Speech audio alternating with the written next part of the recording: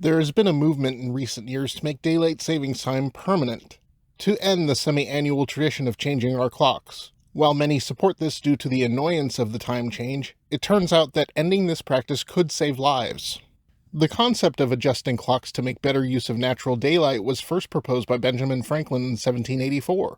However, it wasn't until World War I that daylight savings time was officially implemented. In 1918, the U.S. introduced daylight savings time as a wartime measure to conserve fuel and resources by extending daylight hours. This was repealed after the war.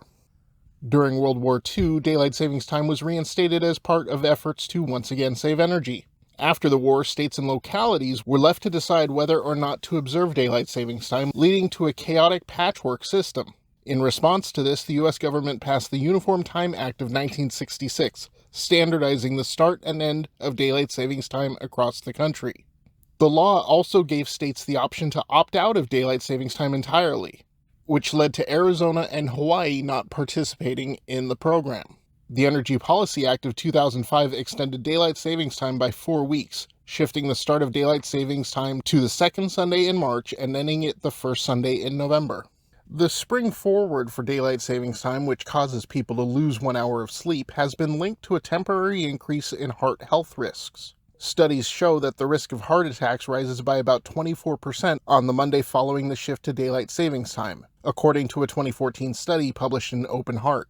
We're already sleep deprived in our society, and then you shift it by, so it all accumulates and it has no benefit.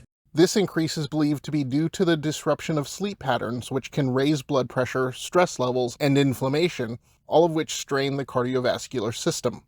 Additionally, a 2008 study found that the risk of stroke also rises in the days following the time change. The loss of sleep can affect the body's circadian rhythms, which regulates essential bodily functions, including heart health. While the effects are typically short-lived, the statistics emphasize the importance of prioritizing adequate rest, especially around the time of the clock change, to reduce the temporary strain on the heart. Time changes have also been linked to an increase in car accidents. Losing an hour of sleep disrupts sleep patterns and reduces alertness, impairing reaction times and judgment. Studies have shown that the day after the clock change, traffic accidents tend to rise by about 17%, as drivers are more prone to fatigue and drowsiness coupled with darker driving conditions. This increase in crashes typically peaks during the first few days after the time shift. So on Monday morning, you're driving into work, sleep deprived, and in the dark.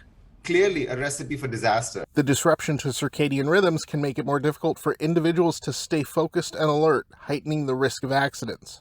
In 2022, Senator Marco Rubio of Florida introduced the Sunshine Protection Act, which sought to make daylight savings time permanent. The bill passed with 100% of the vote in favor of the act. Can we please just stop changing the clocks? And then the U.S. Senate was like, okay. Like all of them, 100% of the Senate, Democrat and Republican and whatever.